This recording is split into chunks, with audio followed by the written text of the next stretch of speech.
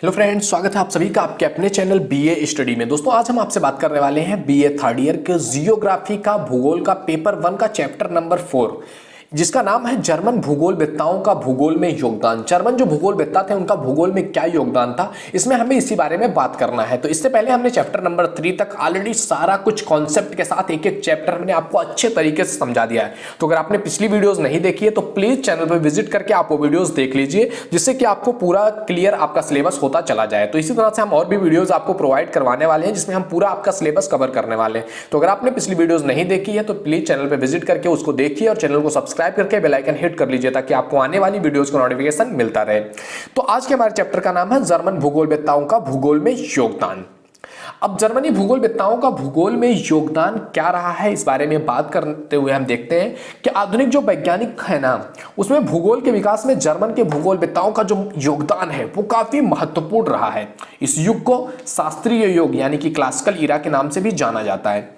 Germany के 18वीं शताब्दी से ही कांट के समय से ही भूगोल में आधुनिक वैज्ञानिकता का बीजारोपण हुआ। इन लोगों ने भूगोल को विज्ञान के रूप में पढ़ना, विज्ञान के रूप में उसके कॉन्सेप्ट को क्लियर करना स्टार्ट कर दिया था। और जर्मनी के भूगोलवेत्ताओं द्वारा भूगोल के क्षेत्र में महत्वपूर्ण कार्य किए गए, जिसको कार्य करने के लिए उन लोगों ने कुछ भौगोलिक अवधारणाएं बनाई। तो जर्मनी स्कूल की प्रमुख भौगोलिक अवधारणा क्या थी, जिन अवधारणाओं के आधार पर उन्होंने जो है भूगोल को समझने की कोशिश किया है, इसमें पहली अवधारणा आती है आपका वैज्ञानिक भूगोल, यानी कि भूगोल को विज्ञान के रूप में, साइंटिफिक जियोग्राफी। जर्मन भूगोलवेत्ताओं ने भूगोल को एक स्वतंत्र विज्ञान के रूप में प्रस्तुत किया।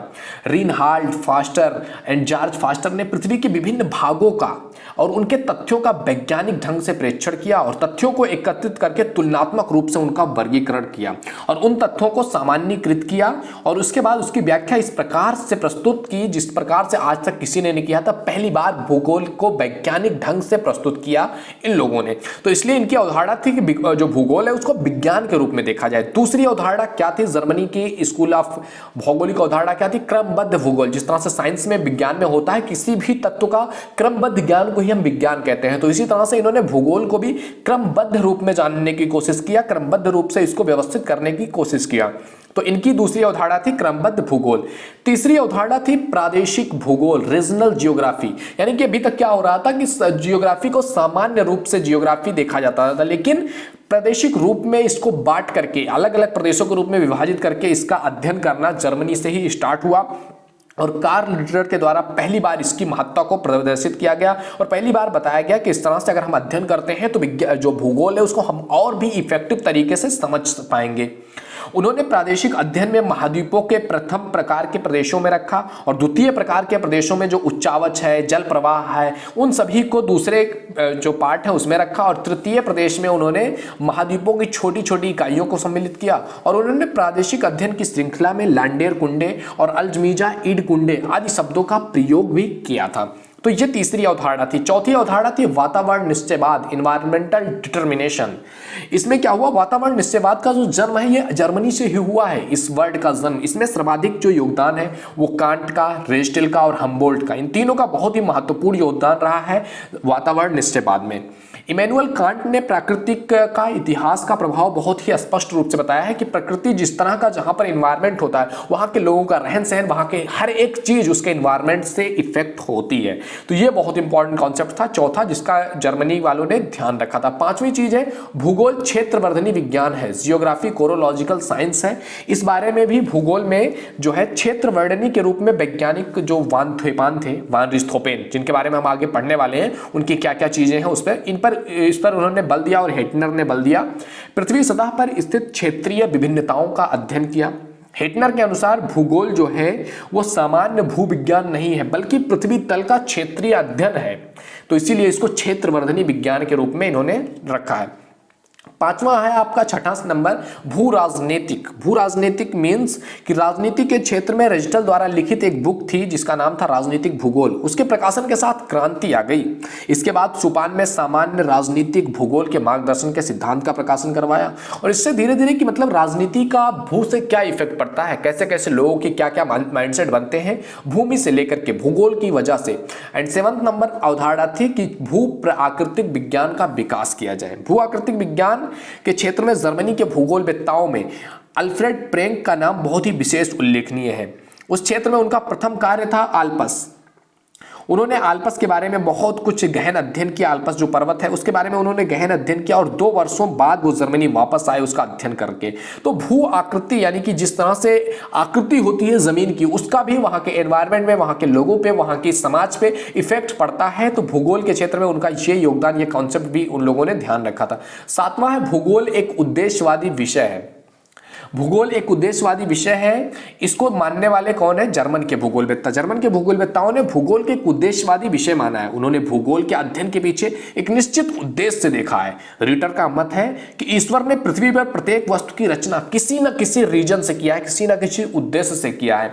उसके अनुसार ईश्वर ब्रह्मांड की रचना करने वाला है और पृथ्वी पर महाद्वीपों और महासागरों की सापेक्षिक स्थिति भी ईश्वर ने उद्देश्य से ही की होगी। 7 समुद्र बनाए, 7 महाद्वीप बनाए। क्यों ऐसा हुआ? तो इसके पीछे वो कहते हैं कि भूगोल जो है एक उद्देश्यवादी विषय है। आगे बढ़ते हैं। आगे अगला है आपका, अगला जो अवधारणा था वो था भूगोल एक स्थानिक वितरण विज्ञान के रूप में। यानी कि इसका क्या अर्थ हुआ कि भूगोल जो है वो अलग अलग स्थानों का एक वितरण है। जैसे कि हमारी पृथ्वी पर अलग अलग स्थान है, अलग अलग जगह पर अलग अलग चीजें हैं। तो भूगोल एक स्थानिक वितरण विज्ञान के रूप में, यानी कि हर एक स्थान का अपना एक अलग कॉन्सेप्ट है, तो उसको देख करके, उसको प्रदेशों के रूप में बांट करके ही अध्ययन करना इंपॉर्टेंट होता है। 10वां है आपका अवस्थित सिद्धांत, लोकेशन थ्योरी। जर्मन भूगोलवेत्ताओं ने कई अवस्थिति सिद्धांतों का प्रतिपादन किया है। मानवीय बस्तियां, सेवा केंद्रों, औद्योगिक केंद्रों की अवस्थितियों के विश्लेषण करते हुए कुछ विद्वानों ने प्रतिपादन किया है कि जो प्रमुख सिद्धांत है, जैसे कि वान थ्यूनियन का कृषि सिद्धांत हो गया, वोले सिद्धांत हो गया, बेबर का उद्योग सिद्धांत हो गया, क्रिस्टॉलर का केंद्रीय स्थान सिद्धांत हो गया, ये भी क्या है, भूगोल का अध्ययन जब उन्होंने किया तो देखा कि हाँ कुछ स्थान ऐसे हैं जो एक विशेष काम के लिए बनाए गए। जैसे कि कुछ स्थान ऐसे हैं जहां पर ज्यादा खनिज निकलते हैं, तो वहां पर इंडस्ट्रियल एरिया होना चाहिए जिससे कि उसका यूज अच्छे से अच्छा, कम पैसे में, कम खपत में किया जा सके। तो अवस्थिति सिद्धांत का भी जर्मनी के लोगों ने बहुत ही ख्याल रखा। आगे बढ़ते हैं। अगला है आपका 11 नंबर का लैंडस्केप का अध्ययन। लैंडस्केप का अध्ययन, लैंडस्केप क्या होता है? लैंडस्केप जो है वो जर्मन भाषा का एक शब्द है जिसे अंग्रेजी में हम लैंडस्केप कहते हैं। लैंडस्केप का अर्थ जो होता है एक सादृश्य प्रदेश, जिसको हम देख रहे हैं सीधा सीधा वो सादृश्य प्रदेश, जबकि लैंडस्केप का अर्थ होता है भूदृश्य। इस प्रकार लैंडस्केप का प्रयोग भूदृश्य तथा प्रदेश दोनों में किया जाता है, यानी कि एक प्रकार का प्रदेश का अध्ययन की प्रदेश के रूप में अध्ययन किया जाए, वही है लैंडस्केप का अध्ययन। अगला है 12 नंबर का भूगोल में द्वैतवाद। भूगोल में द्वैतवाद, ड्यूअलिज्म इन जियोग्राफी क्या है? जर्मन भूगोलवेत्ताओं ने भूगोल में द्वैतवाद की नींव रखी। कुछ अध्ययन पृथ्वी को एक प्राकृतिक इकाई मान करके करते हैं, कुछ जो विद्वान हैं वो पृथ्वी का अध्ययन जो है एक प्राकृतिक इकाई मान करके करते हैं, और कुछ ऐसे विद्वान हैं जो पृथ्वी का जो अध्ययन है उसको मानव की एक रहने वाले स्थान या मानव के एक आवास के रूप में मान करके उसका अध्ययन करते हैं। तो इस तरह से 2 भागों में बट गए थे जर्मनी के भौगोलिक अवधारणाएं। ड्यूअलिज्म का शुरुआत आपके जर्मनी से होता है। आइए आगे बढ़ते हैं। ये तो थी अवधारणाएं। अब आइए कुछ विद्वान हैं जिन्होंने भूगोल के क्षेत्र में काफी काम किया है जर्मनी के भूगोलवेत्ताओं ने। उसमें पहला नाम आता है आपका फर्डिनेंड पान रिchthofen।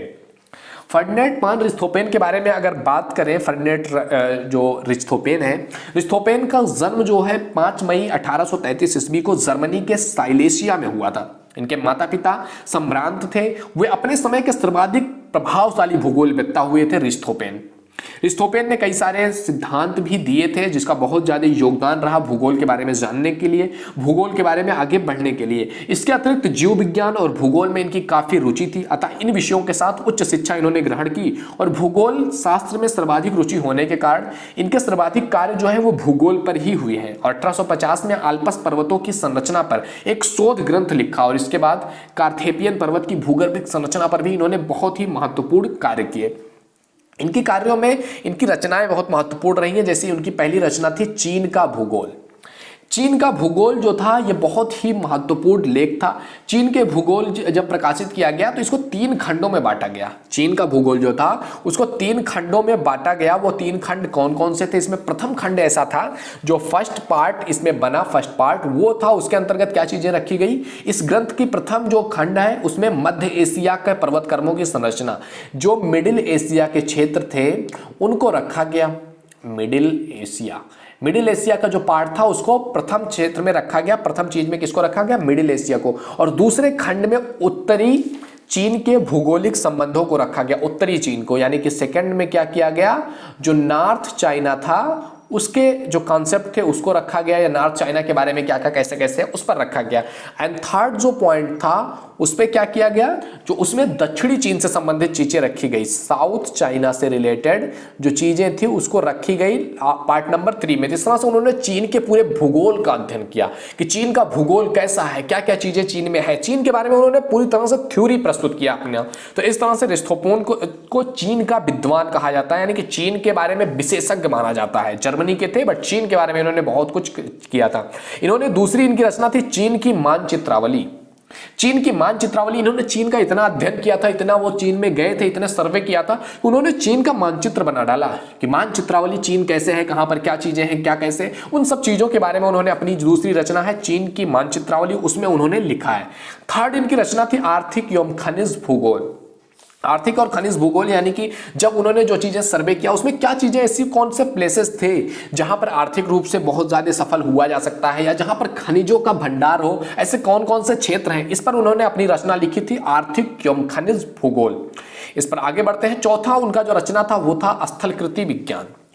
चौथी रचना उनकी थी क्या थी, स्थलकृति विज्ञान। अरिस्तोफेन द्वारा यह दूसरा सबसे महत्वपूर्ण ग्रंथ था। पहला महत्वपूर्ण ग्रंथ क्या था, चीन का, क्या था आपका, चीन का भूगोल। पहला महत्वपूर्ण ग्रंथ अगर आपसे पूछ लिया जाता है तो आप लिखेंगे चीन का भूगोल जो था वो इनके द्वारा लिखित पहला सबसे महत्वपूर्ण ग्रंथ था, और दूसरा सबसे महत्वपूर्ण ग्रंथ था आपका स्थलकृति विज्ञान। यह ग्रंथ 3 खंडों में इसको भी प्रस्तुत किया गया। प्रथम खंड में क्षेत्रीय अध्ययन की तकनीकी का वर्णन किया गया, जिसमें क्षेत्रीय अध्ययन तकनीकों के साथ जलवायु, उसका प्रवाह, उसकी सांख्यिकी मार्गों का वर्णन किया गया। और द्वितीय जो खंड है उसमें स्थल कृतियों के विकास क्रम को वर्णित किया गया, कैसे कैसे विकास हुआ, अर्थात उन क्रियाओं का वर्णन किया गया जिसमें भू आकृतियां निर्मित होती हैं। तीसरे खंड में मिट्टी, चट्टान, खनिज और पर्वतों के संरचना का वर्णन किया गया। इस तरह से स्थलकृति विज्ञान पर बहुत ही महत्वपूर्ण अध्ययन इसमें समाहित है अपने आप में। अब आइए आगे बढ़ते हैं कि जो अरिस्तोफेन थे इनका भूगोल के क्षेत्र में क्या योगदान रहा है, क्योंकि ये बहुत महत्वपूर्ण है। तो भूगोल के क्षेत्र में अरिस्तोफेन का क्या योगदान था, इसमें पहला योगदान आता है इनका सामान्य व प्रादेशिक भूगोल। सामान्य और प्रादेशिक भूगोल के बारे में अगर बात किया जाए तो वान अरिस्तोफेन ने सामान्य और प्रादेशिक नामक 2 शाखाओं को अलग अलग करके उनका वर्णन किया है, अलग अलग उनका वर्णन प्रस्तुत किया है। उन्होंने सामान्य भूगोल को क्रमबद्ध भूगोल और अलजीमिनी भूगोल भी कहा है।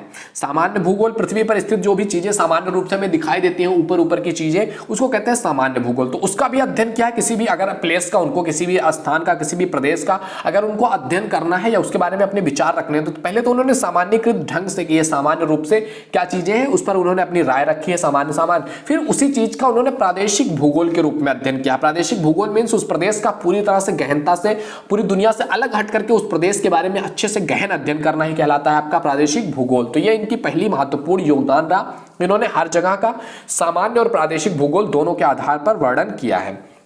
दूसरा है आपका मानव भूगोल।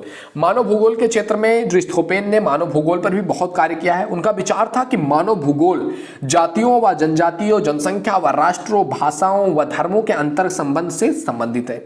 उन्होंने मानव भूगोल को मानव के रूप में अथवा गुण अंतर संबंध के कारण की आनुवंशिक विकास के आधार को समझाया है।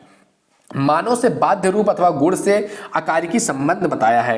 अंतर संबंध में जाति, धर्म, भाषा और विभिन्न जाति समूहों के सिद्धांतों का वर्णन किया है। उनका विचार था, जो अरिस्तोफेन है उनका विचार था कि समस्त भूतल या उसके भागों में उक्त सभी वर्गों की प्रक्रियाओं के संबंध सतत रूप से परिवर्तित और विकासशील होते रहते हैं, और मानव इसकी बहुत ही इंपॉर्टेंट कड़ी है। और मानव का प्रकृति पर प्रभाव पड़ता है और प्रकृति का मानव पर प्रभाव बहुत गहरा पड़ता है। तो इसलिए उन्होंने मानव भूगोल के क्षेत्र में भी काफी कार्य किया था। आगे तीसरा उनका जो कार्य था वो था स्थलकृति विज्ञान, जिसके बारे में हमने अभी पढ़ा है कि स्थलकृति विज्ञान में उन्होंने किसी भी स्थल के बारे में बृहद रूप से, गहन रूप से अध्ययन किया था।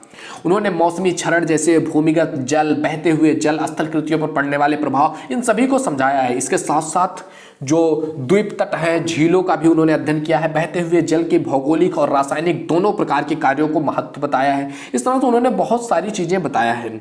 उन्होंने रिया तट और फ्रियोड तटों के अंतर को स्पष्ट किया है कि रिया तटों की रचना जो है वो नदी घाटियों के सागरों में डूबने से होती है, जबकि फ्रियोड तट जो है वो ग्लेशियर वाले यू आकार की घाटियों में डूबने के कारण बनते हैं। इस तरह से स्थल कृतियां कैसी कैसी बनती हैं, स्थलों की आकृति किस किस तरह से बनती है, कैसे कैसे बनती है, उस पर चीज पर इन्होंने ये चीजें रखी थी। इसका योगदान उनका बहुत ही महत्वपूर्ण योगदान रहा था।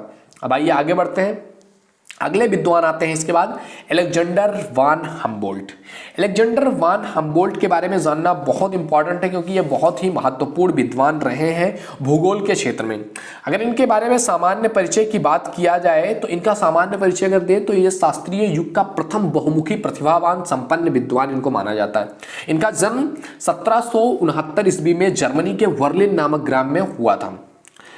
18 साल की उम्र में इन्होंने प्रारंभिक शिक्षा व्यक्तिगत रूप से कर ली थी, घर पर ही उन्होंने अपनी जो प्रारंभिक शिक्षा है घर पर ही ली, और इसके बाद फ्रैंकफर्ट विश्वविद्यालय में उच्च शिक्षा के लिए प्रवेश किया, लेकिन 6 महीने तक वहां रहे और वहां से उन्होंने छोड़ दिया, उसको रिटायर कर लिया। और उनका जो रुचि था वो था भूगोल के क्षेत्र में, जानने की रुचि थी उनकी, तो इसलिए वो उस जगह को छोड़ करके यात्राओं में उन्होंने बहुत सारा समय अपना व्यतीत किया और बहुत सारी उन्होंने यात्राएं की, और उन यात्राओं के आधार पर, उन यात्राओं के अनुभव के आधार पर उन्होंने बहुत सारी बुक्स लिखी।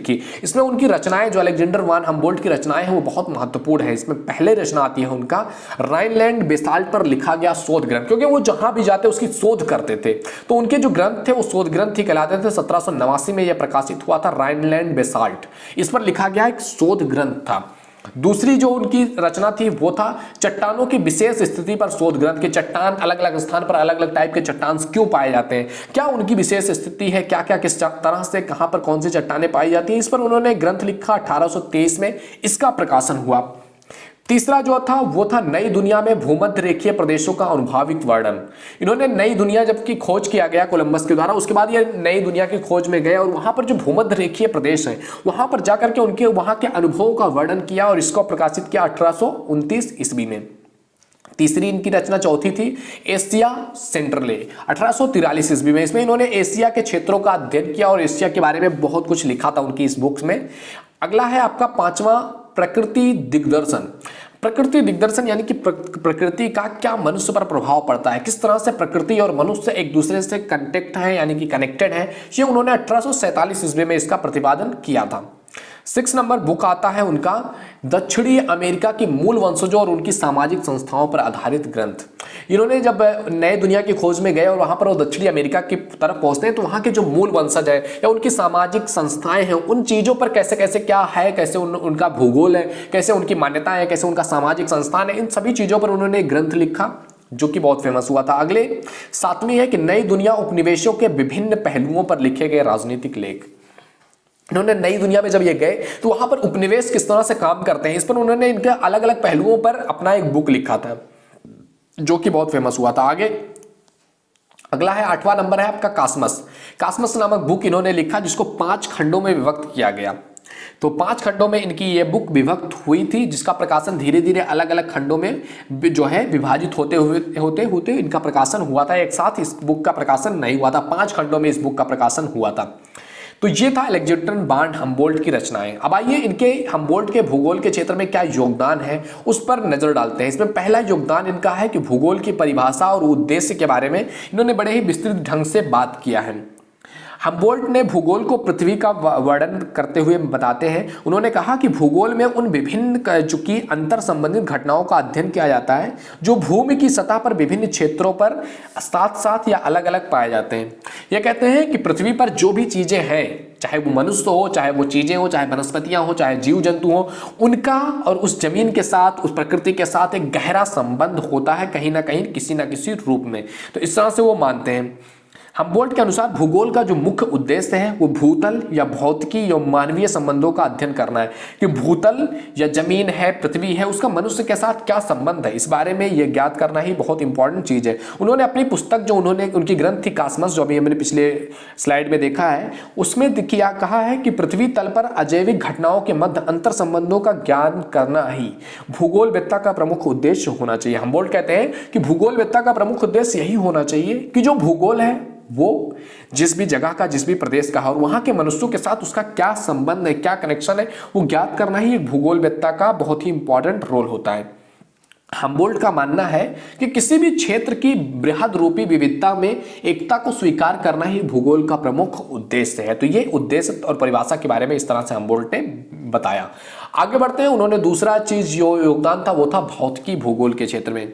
भौतिक भूगोल के क्षेत्र में हम्बोल्ट का जो योगदान था वो सराहनीय योगदान रहा। उन्होंने अपने ग्रंथ, जो उनका प्रसिद्ध ग्रंथ था कासमस, उसके विभिन्न स्थानों पर भूतल का वर्णन करते समय विभिन्न क्षेत्रों के उच्चावच, चट्टान, मिट्टियां, जलवायु, वनस्पति, ज्वालामुखी, भूकंप, नदियों और सागरीय विशेषताओं का वर्णन किया है। हम्बोल्ट ने अनेक पर्वतों की ऊंचाइयों को ज्ञात किया है। इसमें एंडीज पर्वत के कई ज्वालामुखी पर्वतों का भी अध्ययन उन्होंने किया है। एंडीज पर्वत की ऊंचाई उन्होंने बताया है 6326 मीटर।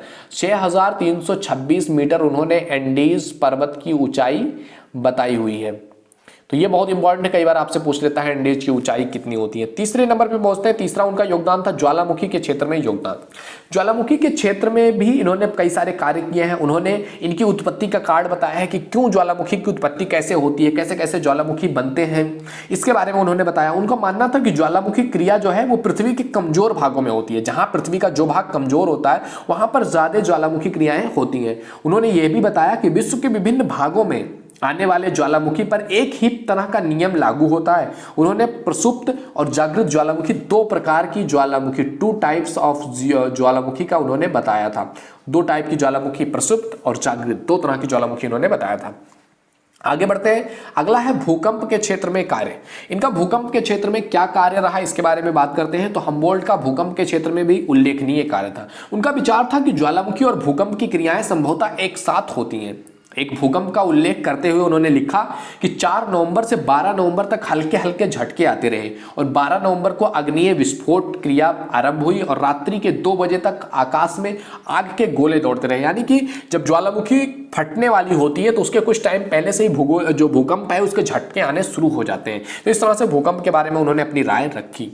अगला है 5वां कि जलवायु विज्ञान के क्षेत्र में हम्बोल्ट का योगदान। जलवायु भूगोल विज्ञान के क्षेत्र में हम्बोल्ट का क्या योगदान रहा है, इस पर भी उन्होंने विचार व्यक्त किया है। जलवायु विज्ञान के बारे में उन्होंने जलवायु के तत्वों का वर्णन जो है वायुमंडलीय विभिन्नताओं के आधार पर तापमान, वायुदाब, हवाएं, नमी, वर्षा, विद्युत घटनाएं जो वायुमंडलीय दृश्यता के कार्य पर किया है। जलवायु में सबसे महत्वपूर्ण कारण तापमान माना है।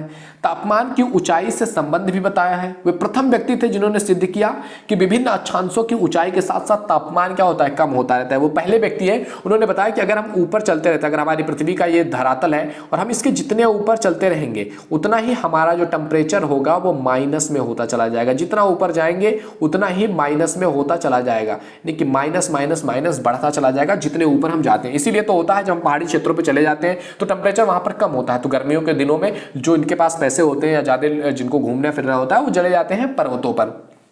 अगले जो योगदान है उसकी तरफ बढ़ते हैं। अगला योगदान है इनका समताप रेखाओं का प्रदर्शन। समताप रेखाओं के प्रदर्शन में भी हम्बोल्ट प्रथम व्यक्ति थे जिन्होंने सर्वप्रथम विश्व मानचित्र पर समताप रेखाओं का प्रदर्शन किया कि विश्व के मानचित्र पर कोई ऐसी रेखा भी पाई जाती है। पहले व्यक्ति थे जिन्होंने ऐसा बताया था। ये उन्होंने अभी बताया कि समताप रेखाएं जो होती हैं वो क्या होती हैं, समांतर होती हैं। इस तरह से वो पहले व्यक्ति बने जिन्होंने समताप रेखा के बारे में बताया। अगला है आपका 7वें नंबर का वनस्पति भूगोल के क्षेत्र में योगदान। वनस्पति भूगोल के क्षेत्र में क्या योगदान रहा है हम्बोल्ट का, तो हम्बोल्ट को वनस्पति भूगोल का जन्मदाता कहते हैं। वनस्पति भूगोल का जन्मदाता कहते हैं। ये मैं लिख दे रहा हूं ताकि आपको समझ में आ जाए। वनस्पति भूगोल का जन्मदाता किसको कहा जाता है, हम्बोल्ट को जो है वनस्पति भूगोल का जन्मदाता कहा जाता है। बहुत इंपॉर्टेंट क्वेश्चन है, कई बार आपसे शॉर्ट में भी क्वेश्चन पूछ लेता है कि वनस्पति भूगोल के जन्मदाता किसको कहा जाता है, तो हम्बोल्ट को कहा जाता है। उन्होंने अपने शिक्षा काल में वनस्पति पारिस्थितिकी का अध्ययन किया और दक्षिणी अमेरिका की वॉन प्लेट नामक वनस्पति शास्त्री के साथ की गई उनकी जो यात्रा थी, उन्होंने वनस्पतियों के बारे में बहुत कुछ सीखा और उन्होंने भौगोलिक क्षेत्र वनस्पति के वितरण में प्राकृतिक दशाओं का प्रभाव का उल्लेख किया। कासमस में भी उन्होंने वनस्पति का वर्णन विशेष रूप से किया है। उन्होंने वनस्पति विज्ञान व पादप भूगोल में अंतर भी बताया है। इसके बाद तो ये सारी चीजें थी हम्बोल्ट का योगदान। अब आइए देखते हैं कुछ आगे हम्बोल्ट ने संकल्पनाएं दिया था। अब उन संकल्पनाओं के बारे में जानना भी बहुत इंपॉर्टेंट है कि उन्होंने क्या क्या संकल्पनाएं दिया था। तो उनकी पहली संकल्पना जो थी वो था भूतल निवास के रूप में। क्या संकल्पना था उनकी पहली, भूतल निवास के रूप में। उन्होंने बताया कि ये जो भूतल है ये पृथ्वी है, मानव के निवास का स्थान है और मानव के निवास के बिना, मानव के बिना इसका कोई भी वजूद नहीं है, ऐसा उन्होंने बताया था। अगले पार्ट पर चलते हैं, अगली संकल्पना जो उनकी थी उस पर। तो दूसरी संकल्पना इनकी थी भूगोल क्षेत्र विवर्तिक विज्ञान के रूप में। यानी कि इनका मानना था कि जो भूगोल है उस पर विभिन्न प्रकार के अंतर संबंधित घटनाओं का अध्ययन है, जो विभिन्न की सतह पर विभिन्न क्षेत्रों में साथ साथ या अलग अलग पाए जाते हैं, तो उनका अलग अलग वितरण के रूप में, विज्ञान के रूप में उसका अध्ययन करना बहुत इंपॉर्टेंट होता है। तो इनकी यह संकल्पना थी कि जो भी क्षेत्र वितरण है उसका विज्ञान के रूप में अध्ययन किया जाए। तीसरी संकल्पना इनकी थी कि सामान्य भूगोल ही भौतिक भूगोल है।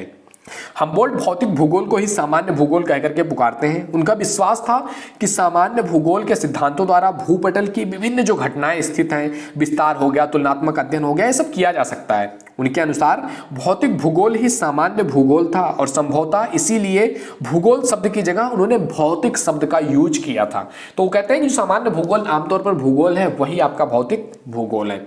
आगे बढ़ते हैं। चौथा उनका संकल्पना था कि भूगोल संबंधों का विज्ञान है। हमबोल्ट कहते हैं कि उनके अनुसार भूगोल का उद्देश्य भूतल पर भौतिकी और मानवीय संबंधों का अध्ययन करना है, कि भूगोल जो भौतिक है, जो जमीन है, उसका मानव के साथ क्या रिलेशन है, क्या संबंध है, इसका अध्ययन करना ही भूगोल कहलाता है। उन्होंने विभिन्न क्षेत्रों का अध्ययन करके वहां की भौतिकी और मानवीय अंतर संबंधों पर, मानवीय जो अंतर संबंध है उस पर बहुत विशेष बल दिया। उनका मानना था कि भूगोल के जैविक और अजैविक घटक तथा मानव और प्रकृति के मध्य संबंधों का अध्ययन किया जाना बहुत इंपॉर्टेंट है। इस तरह उन्होंने कहा कि भूगोल जो है वो संबंधों का विज्ञान है। अगले टाइप पे बढ़ते हैं, यानी कि अगली संकल्पना वो क्या है, सांसारिक दृश्य घटनाओं की समझ।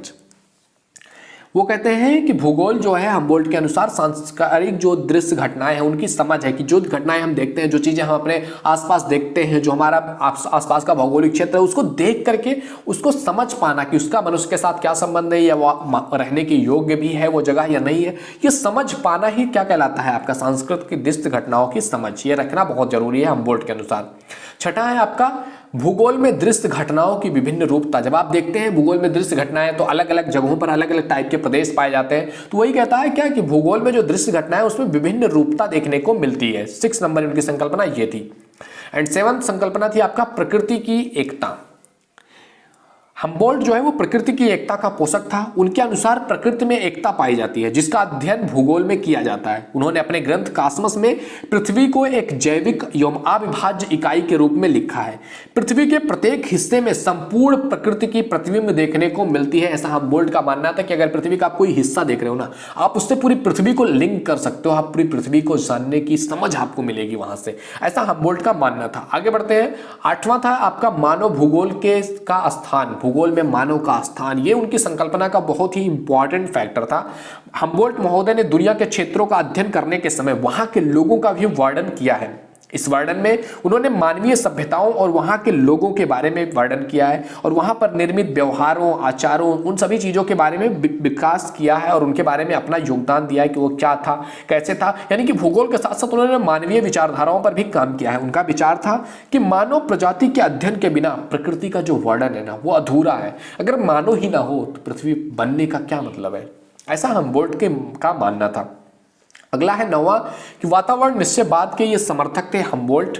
ये कहते थे कि हम वातावरण जैसा होता है। उन्होंने मानव और प्रकृति के संबंधों का अध्ययन भी इसी रूप में ही किया है। उन्होंने बताया कि वातावरण शक्तिशाली है क्योंकि वो जो वहां रहते हैं उन पर प्रकृति का पकड़ होता है। प्रकृति जैसी होती है, लोग वहां पर उसी तरह का व्यवहार करते हैं, उसी तरह से रहने लगते हैं। आप देखेंगे दुनिया के अलग अलग प्रदेश जो हैं, जहां गर्मी वाले प्रदेश हैं, वहां पर लोग उस टाइप के रहते हैं। अगर उनको ठंडी वाले स्थानों पर या ऐसे स्थानों पर लाया जाए जहां पर वो उस तरह का माहौल नहीं पा रहे, तो उनके लिए अनुकूल बनाना बहुत मुश्किल हो जाएगा। और इसी तरह से कहा गया है। लेकिन कुछ ऐसी चीजों उन्होंने हमबोल्ट महोदय ने मानवीय क्रियाकलापों पर प्राकृतिक तत्वों के प्रभाव को समझाने का प्रयास किया। लेकिन उन्होंने यह भी बताया है कि मनुष्य बुद्धिमान है और मनुष्य अपनी बुद्धि का प्रयोग करके प्राकृतिक शक्तियों का जो प्रभाव है उसको कम कर सकता है। यह भी उन्होंने बताया था कि मनुष्य जो है वो प्राकृतिक शक्तियों को कम कर सकता है। जैसे अगर बहुत ज्यादा टेम्परेचर है तो रूम ऐसा बना लेगा, एसी फुल रूम बना लेगा, एयर कंडीशनर रूम बना लेगा, वो उस कंडीशन को जो बाहरी चीजें हैं उसको वो कम कर सकता है, प्रकृति के प्रभाव को क्या कर सकता है, कम कर सकता है आर्टिफिशियल चीजों को यूज करके। ऐसा भी हमबोल्ट ने माना है, लेकिन प्रकृति ज्यादा पावरफुल है ऐसा उन्होंने माना है। तो ये था दोस्तों हमारा आज का चैप्टर जिसमें हमने पढ़ा कि भूगोल के क्षेत्र में क्या क्या चीजें हुई, जर्मनी के भूगोलवेत्ताओं ने क्या क्या योगदान दिया, ये सारी चीजें आज के इस चैप्टर में हमने पढ़ा। वीडियो काफी लंबी हो गई है बट बहुत इंपॉर्टेंट था ये चैप्टर। तो आई होप वीडियो पसंद आई होगी। वीडियो पसंद आए तो लाइक जरूर कीजिएगा। पहली बार चैनल पे आए हो तो जाकर के विजिट जरूर करना, बहुत इंपॉर्टेंट है चैनल आपके लिए। मिलते हैं आपसे अगले वीडियो में, तब तक के लिए जय हिंद, जय भारत, थैंक यू।